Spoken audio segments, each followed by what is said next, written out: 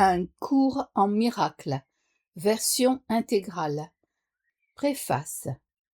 Cette préface fut écrite en 1977, en réponse à de nombreuses demandes de brèves introductions à Un cours en miracles. Hélène Schuckmann écrivit elle-même les 2 premières parties, D'où il vient et ce qu'il est. La dernière partie, Ce qu'il dit, fut écrite suivant le processus de dictée intérieure décrit dans la préface. D'où il vient. À l'origine d'un cours en miracle, il y a 2 personnes prenant la décision soudaine de se joindre dans un but commun. Ils s'appelaient Hélène Schuckmann et William Tedford, et ils étaient professeurs de psychologie médicale au College of Physicians and Surgeons de l'Université Columbia dans la ville de New York. Peu importe qui ils étaient, sauf que l'histoire montre qu'avec Dieu, toutes choses sont possibles. Ils n'avaient pas d'intérêt pour la spiritualité. Leur relation était difficile et souvent tendue, et ils se préoccupaient surtout d'être acceptés et reconnus sur les plans personnels et professionnels. En général, ils avaient beaucoup investi dans les valeurs de ce monde. Leur vie ne s'accordait guère avec ce que le cours préconise. Hélène, celle à qui le cours fut dicté, se décrivit elle-même. Psychologue, éducatrice, conformiste en théorie et athée en croyance. Je travaillais dans un milieu universitaire fort prestigieux. Et puis, quelque chose arriva, qui déclencha une série d'événements que je n'aurais jamais pu prévoir. Le chef de mon département m'annonça, à l'improviste, qu'il était fatigué des sentiments de colère et d'agressivité que nos attitudes reflétaient, et il conclut qu'il devait y avoir une autre voie. Comme si j'avais attendu ce signal, je consentis à l'aider à la trouver. Apparemment, le cours est cette autre voie.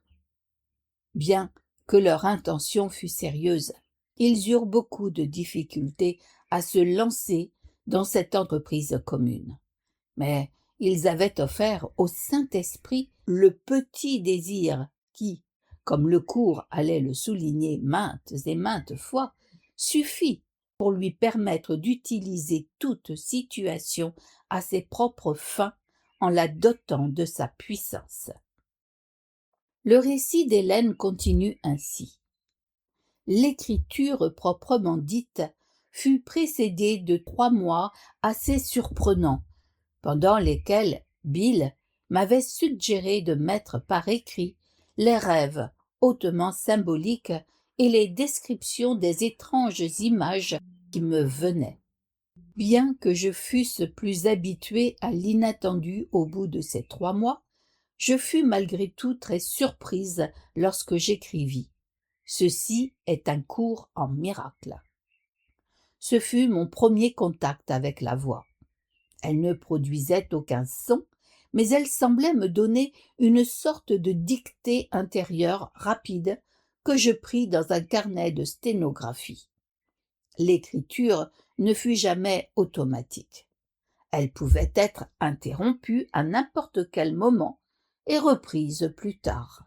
Cela me mettait fort mal à l'aise, mais il ne me vint jamais sérieusement à l'esprit d'arrêter. On aurait dit qu'il s'agissait d'une mission particulière que j'avais, je ne sais où ni comment, accepté de remplir. Toute l'entreprise reposait sur une véritable collaboration entre Bill et moi, et beaucoup de son importance, j'en suis sûre, réside en cela.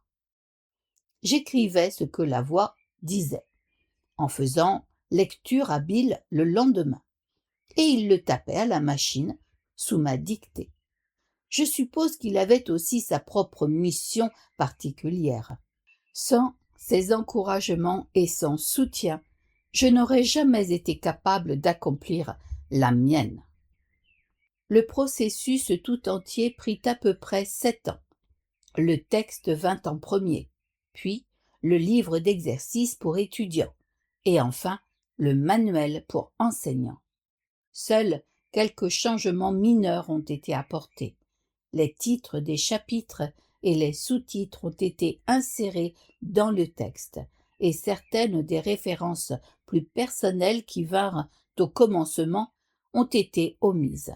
À part cela, le texte est essentiellement inchangé. Les noms des personnes qui ont collaboré à la transcription du cours n'apparaissent pas sur la couverture parce que le cours peut et devrait se suffire à lui-même. Il n'a pas été conçu pour servir de fondement à une nouvelle secte. Son seul but est de fournir une voie dans laquelle certaines personnes pourront trouver leur propre enseignement intérieur. Ce qu'il est. Comme le suggère son titre, le cours est structuré tout au long comme un outil d'enseignement. Il consiste en 3 livres. Un texte de 718 pages, un livre d'exercices pour étudiants de 506 pages et un manuel pour enseignants de 94 pages. Les étudiants peuvent choisir l'ordre dans lequel ils se servent des livres et la façon dont ils les étudient, en fonction de leurs préférences et de leurs besoins particuliers. Le programme d'études ou curriculum que propose le cours a été soigneusement conçu et il est expliqué étape par étape, tant au niveau théorique que pratique. Il met l'accent sur l'application plutôt que sur la théorie et sur l'expérience plutôt que sur la théologie.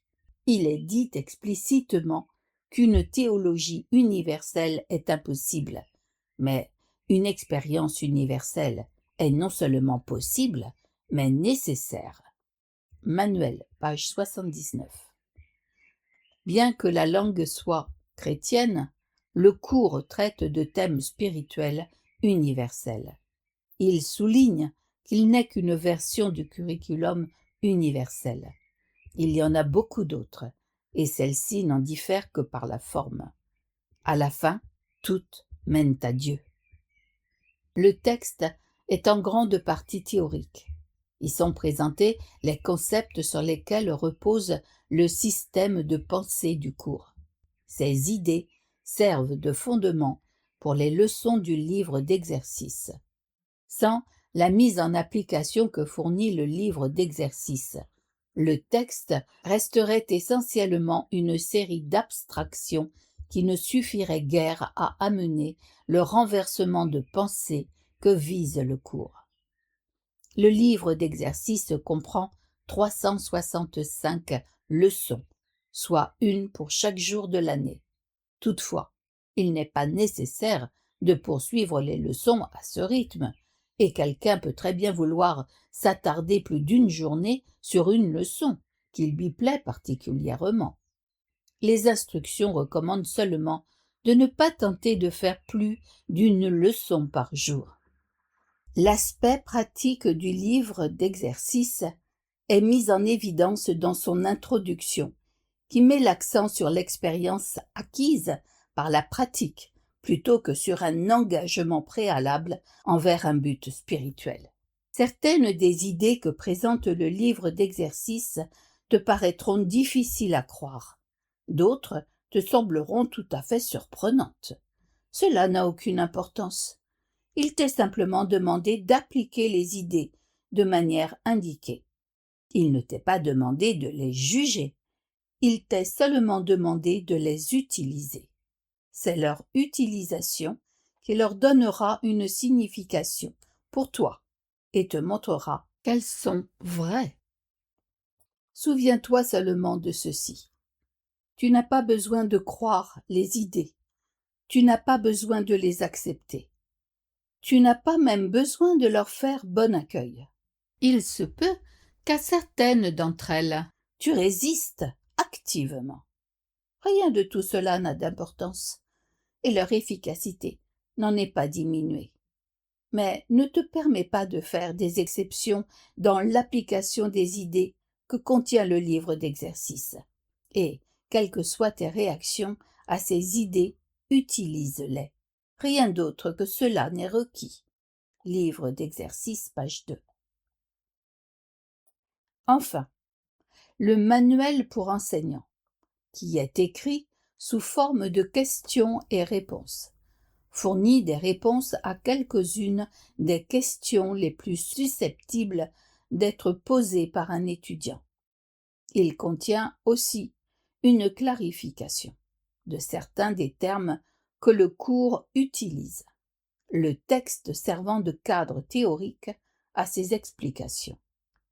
Le cours ne prétend pas être définitif, pas plus que le livre d'exercices n'est destiné à compléter l'apprentissage de l'étudiant.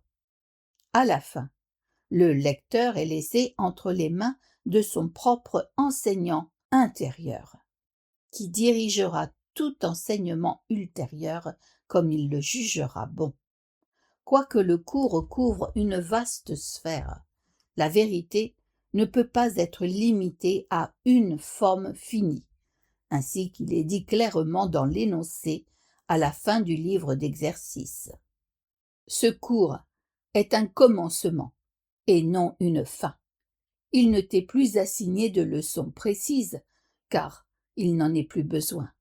Désormais, n'écoute que la voix pour Dieu. Il dirigera tes efforts en te disant exactement quoi faire, comment diriger ton esprit et quand venir à lui en silence. Demander sa sûre direction et sa parole certaine. Livre d'exercices, page 505. Ce qu'il dit, rien de réel ne peut être menacé. Rien d'irréel n'existe. En cela réside la paix de Dieu. Ainsi commence un cours en miracle.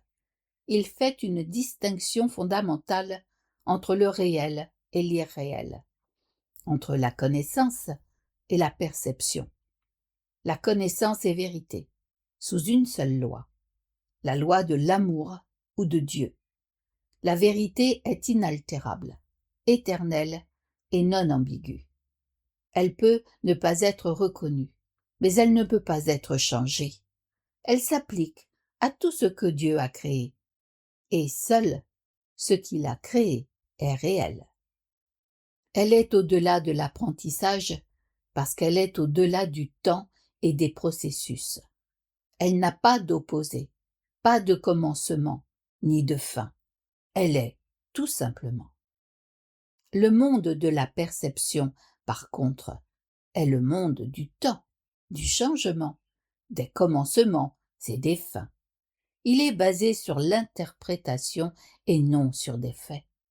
C'est le monde de la naissance et de la mort, fondé sur la croyance dans le manque, la perte, la séparation et la mort. Il s'apprend plutôt qu'il n'est donné. Il est sélectif dans ses perceptions, instable dans son fonctionnement et inexact dans ses interprétations. De la connaissance et de la perception, respectivement, surgissent deux systèmes de pensée distincts qui sont à tous égards l'opposé l'un de l'autre. Dans le champ de la connaissance, aucune idée n'existe à part de Dieu, car Dieu et sa création partagent une même volonté. Toutefois, le monde de la perception est fait par la croyance en des opposés et en des volontés séparées, qui sont en conflit perpétuel les unes avec les autres ainsi qu'avec Dieu. Ce que la perception voit et entend paraît être réel, parce qu'elle ne laisse monter à la conscience que ce qui est conforme au souhait de celui qui perçoit. Cela mène à un monde d'illusions, Un monde qui a constamment besoin de références précisément parce qu'il n'est pas réel. Quand tu es pris dans le monde de la perception, tu es pris dans un rêve. Tu ne peux pas t'échapper sans aide parce que tout ce que tes sens te montrent ne fait que témoigner de la réalité du rêve. Dieu a fourni la réponse, la seule issue, la véritable aide. C'est la fonction de sa voix, son Saint-Esprit, d'agir comme médiateur entre les deux mondes. Il ne peut le faire parce que, alors que, d'une part, il connaît la vérité, d'autre part, il sait aussi reconnaître nos illusions, mais sans y croire. Le but du Saint-Esprit est de nous aider à échapper du monde du rêve, en nous enseignant comment renverser notre façon de penser et désapprendre nos erreurs. Le pardon est le grand outil d'apprentissage au moyen duquel le Saint-Esprit nous aide à opérer ce renversement. Toutefois, le cours a sa propre définition de ce qu'est réellement le pardon, tout comme il a sa propre façon de définir le monde. Le monde que nous voyons ne fait que refléter notre propre cadre de référence intérieure, les idées dominantes, les souhaits et les émotions dans nos esprits. La projection fait la perception. Texte, page 266-477. Nous regardons d'abord au dedans et nous décidons quel genre de monde nous voulons voir. Puis, nous projetons ce monde à l'extérieur, faisant de lui la vérité telle que nous la voyons. Ce qui le rend vrai, ce sont les interprétations que nous donnons de ce que nous voyons. Si nous utilisons la perception pour justifier nos propres erreurs, notre colère, nos impulsions à attaquer, notre manque d'amour sous n'importe quelle forme, nous verrons un monde de mal, de destruction, de malice, d'envie et de désespoir. Nous devons apprendre à pardonner tout cela, non parce que nous sommes bons et charitables, mais parce que ce que nous voyons n'est pas vrai. Nous avons distordu le monde par nos défenses tordues, et nous voyons donc ce qui n'est pas là. Comme nous apprenons à reconnaître nos erreurs de perception, nous apprenons aussi à regarder plus loin ou à pardonner. En même temps, nous nous pardonnons à nous-mêmes en regardant passer nos concepts de soi distordus vers le soi que Dieu a créé en nous. Le péché est défini comme un manque d'amour. Texte page 12. Puisque l'amour est la seule chose qui soit, aux yeux du Saint-Esprit, le péché est une erreur à corriger, plutôt qu'un mal à punir. Notre sentiment d'insuffisance, de faiblesse et d'incomplétude vient de notre énorme investissement dans le principe de manque, qui gouverne le monde entier des illusions. De ce point de vue, nous recherchons en autrui ce que nous ressentons, comme un manque en nous-mêmes. Nous aimons autrui pour obtenir nous-mêmes quelque chose. C'est cela, en fait, qui passe pour de l'amour dans le monde du rêve. Il n'y a pas de plus grande erreur, car l'amour est incapable de demander quoi que ce soit. Seuls les esprits peuvent réellement se joindre, et l'homme ne saurait séparer ce que Dieu a joint. Texte, page 382. Toutefois, c'est uniquement au niveau de l'esprit du Christ que l'union véritable est possible et n'a, de fait, jamais été perdue. Le petit moi cherche à se grandir par l'approbation extérieure, les possessions extérieures et l'amour extérieur. le soi que Dieu a créé n'a besoin de rien. Il est à jamais complet, en sécurité, aimé et aimant. Il cherche à partager plutôt qu'à obtenir, à étendre plutôt qu'à projeter. Il n'a pas de besoin et il veut se joindre aux autres dans la conscience mutuelle de leur abondance. Les relations particulières du monde sont destructrices, égoïstes et puérilement égocentriques. Pourtant, confier au Saint-Esprit ces relations peuvent devenir ce qu'il y a de plus saint sur terre. Les miracles qui indiquent la voie du retour au ciel. Le monde utilise ces relations particulières comme une arme ultime d'exclusion et une démonstration de séparation. Le Saint-Esprit les transforme en de parfaites leçons de pardon et d'éveil du rêve. Chacune est une occasion de laisser les perceptions être guéries et les erreurs être corrigées. Chacune constitue une autre chance de se pardonner à soi-même en pardonnant à l'autre. Et chacune devient encore une autre invitation au Saint-Esprit et au souvenir de Dieu. La perception est une fonction du corps et elle représente donc une limite à la conscience. La perception voit par les yeux du corps et entend par les oreilles du corps. Elle évoque les réponses limitées que donne le corps. Dans une large mesure, le corps semble avoir sa propre motivation et être indépendant. Or, il ne fait que répondre aux intentions de l'esprit. Si l'esprit veut l'utiliser pour l'attaque, sous quelque forme que ce soit, il devient la proie de la maladie, de l'âge et du dépérissement.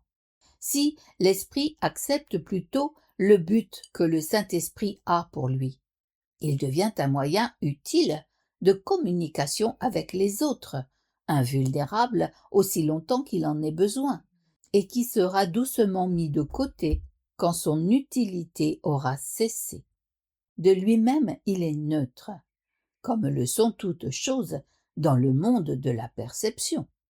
Qu'il soit utilisé pour les buts de l'ego ou du Saint-Esprit, cela dépend entièrement de ce que veut l'esprit. L'opposé de voir par les yeux du corps, c'est la vision du Christ, qui reflète la force plutôt que la faiblesse, l'unité plutôt que la séparation, et l'amour plutôt que la peur. L'opposé d'entendre par les oreilles du corps, c'est la communication par la voix pour Dieu, le Saint-Esprit, qui demeure en chacun de nous. Sa voix semble distante et difficile à entendre parce que l'ego, qui parle pour le petit soi séparé, semble parler beaucoup plus fort. En fait, c'est l'inverse. Le Saint-Esprit parle avec une indubitable clarté et un attrait irrésistible. Nul ne pourrait être sourd à ces messages de délivrance et d'espoir qui ne choisit pas de s'identifier au corps, pas plus qu'il ne pourrait manquer d'accepter joyeusement la vision du Christ en heureux échange de la misérable image qu'il a de lui-même. La vision du Christ est le don du Saint-Esprit, l'alternative de Dieu à l'illusion de séparation et à la croyance en la réalité du péché, de la culpabilité et de la mort. C'est la seule correction pour toutes les erreurs de perception, la réconciliation de tous les opposés apparents sur lesquels ce monde est fondé. Sa douce lumière montre toute chose d'un autre point de vue, qui reflète le système de pensée surgi de la connaissance et rend le retour à Dieu non seulement possible, mais inévitable. Ce qui était considéré comme une injustice faite à quelqu'un par quelqu'un d'autre devient maintenant un appel à l'aide et à l'union. Le péché, la maladie et l'attaque sont vus comme des malperceptions qui appellent un remède par la douceur et l'amour. Les défenses sont déposées parce qu'il n'en est pas besoin là où il n'y a pas d'attaque. Les besoins de nos frères deviennent les nôtres, parce qu'ils font le voyage avec nous, en allant vers Dieu. Sans nous, ils perdraient leur chemin. Sans eux, nous ne pourrions jamais trouver le nôtre. Le pardon est inconnu au ciel, où un tel besoin serait inconcevable. Dans ce monde, toutefois, le pardon est une correction nécessaire pour toutes les erreurs que nous avons faites. Offrir le pardon est la seule façon pour nous de l'avoir, car cela reflète la loi du ciel, voulant que donner et recevoir sont la même chose. Le ciel est l'état naturel de tous les fils de Dieu, tels qu'il les a créés. Telle est leur réalité à jamais. Elle n'a pas changé parce qu'elle a été oubliée. Le pardon est le moyen par lequel nous nous souviendrons. Par le pardon, la façon de penser du monde est renversée. Le monde, pardonné, devient la porte du ciel. Parce que sa miséricorde nous permet enfin de nous pardonner, ne tenant personne prisonnier de la culpabilité. Nous devenons libres. Reconnaissant le Christ en tous nos frères, nous reconnaissons sa présence en nous-mêmes, oubliant toutes nos malperceptions et sans rien du passé qui puisse nous retenir. Nous pouvons nous souvenir de Dieu. Au-delà de cela, l'apprentissage ne peut aller. Quand nous sommes prêts, Dieu lui-même fait le dernier pas de notre retour vers lui. Un cours en miracle. Texte. Introduction. Ceci est un cours en miracle. C'est un cours obligatoire. Seul le moment où tu le suis relève de ta volonté. Une volonté libre ne signifie pas que tu peux établir le curriculum. Cela signifie seulement que tu peux choisir ce que tu veux suivre à un moment. Cela signifie seulement que tu peux choisir ce que tu veux suivre à un moment donné. Le cours ne vise pas à enseigner la signification de l'amour, car cela est au-delà de ce qui peut s'enseigner. Toutefois, il vise à enlever les blocages qui empêchent de prendre conscience de la présence de l'amour, qui est ton héritage naturel. L'opposé de l'amour est la peur, mais ce qui embrasse tout ne peut avoir d'opposé. Ce cours peut donc se résumer très simplement de cette façon. Rien de réel ne peut être menacé. Rien d'irréel n'existe. En cela réside la paix de Dieu. Section Livre d'exercices pour étudiants. Introduction. Un fondement théorique, comme celui que le texte procure, est un cadre nécessaire pour rendre les leçons de ce livre d'exercices signifiantes. Or, c'est de faire les exercices qui rendra le but de ce cours possible.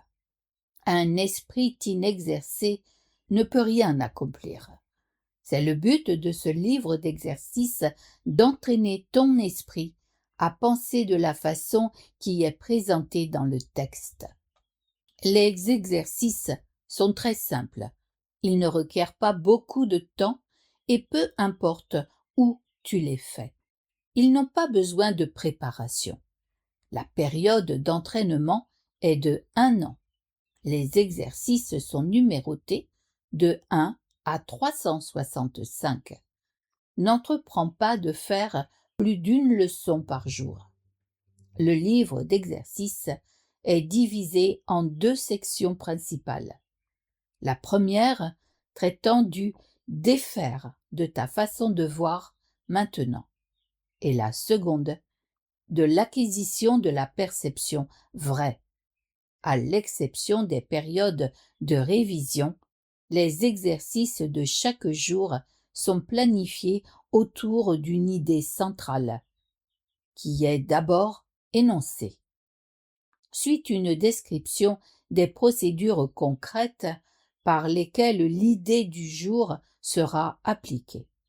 Le but de ce livre d'exercices est d'entraîner ton esprit d'une manière systématique à une perception différente de tous et de tout le monde, et de tout en ce monde. Les exercices sont planifiés de façon à t'aider à généraliser les leçons, afin que tu comprennes que chacune d'elles est également applicable à tous ceux et à tout ce que tu vois. Le transfert de l'entraînement en perception vraie ne se fait pas comme le transfert de l'entraînement du monde. Si la perception vraie a été atteinte par rapport à une personne, une situation ou un événement quelconque, le transfert total à tous et à tout est certain. D'autre part, une seule exception tenue à part de la perception vraie rend ces accomplissements impossibles n'importe où. Les seules règles générales à observer d'un bout à l'autre sont donc, premièrement, que les exercices soient faits d'une manière très concrète, comme il sera indiqué. Cela t'aidera à appliquer les idées en question à toute situation dans laquelle tu te trouves, ainsi qu'à tous ceux et à tout ce qu'elle englobe. Deuxièmement, assure-toi de ne pas décider par toi-même qu'il y a certaines personnes, situations ou choses auxquelles les idées sont inapplicables. Cela interférera avec le transfert de l'entraînement. C'est la nature même de la perception vraie de n'avoir pas de limite. C'est l'opposé de ta façon de voir maintenant. Le but général des exercices est d'augmenter ton aptitude à étendre les idées que tu pratiqueras jusqu'à tout y inclure. Cela n'exigera aucun effort de ta part. Les exercices eux-mêmes satisfont aux conditions nécessaires pour ce type de transfert. Certaines des idées que présente le livre d'exercices te paraîtront difficiles à croire. D'autres te sembleront tout à fait surprenantes. Cela n'a aucune importance. Il t'est simplement demandé d'appliquer les idées de la manière indiquée. Il ne t'est pas demandé de les juger. Il t'est seulement demandé de les utiliser. C'est leur utilisation qui leur donnera une signification pour toi et te montrera qu'elles sont vraies. Souviens-toi seulement de ceci. Tu n'as pas besoin de croire les idées. Tu n'as pas besoin de les accepter. Tu n'as pas même besoin de leur faire bon accueil. Il se peut qu'à certaines d'entre elles, tu résistes activement. Rien de tout cela n'a d'importance. Et leur efficacité n'en est pas diminuée. Mais ne te permets pas de faire des exceptions dans l'application des idées que contient le livre d'exercices. Et quelles que soient tes réactions à ces idées, utilise-les. Rien d'autre que cela n'est requis.